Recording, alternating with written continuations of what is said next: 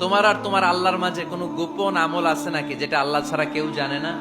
জীবনে আমাদের প্রত্যেকের এমন কিছু গোপন আমল, ইবাদত আর দান সদকা করা দরকার যেটা দুনিয়ার কেউ জানে না, জানে আমার রব আর জানি আমি। এরকম দান থাকার দরকার আছে না নাই?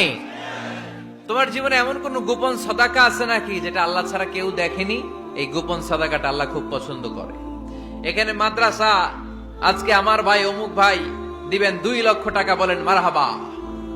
এটা উনি আল্লাহর জন্য দিতে পারে, মারহাবার জন্য দিতে পারে, ঠিক কিনা?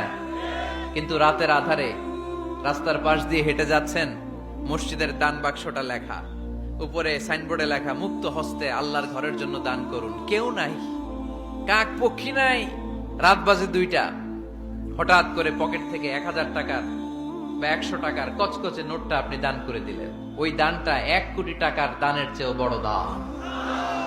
কারণ দুনিয়ার কেউ তখন দেখে নাই, দেখেছে কে? কেউ যেটা দেখে না সেটা দেখে কে? কেউ যেটা জানে না সেটা জানে কে? সবার চোখ ফাঁকি দেয়া গেলেও আমার আল্লাহর চোখ ফাঁকি দেয়া যায়?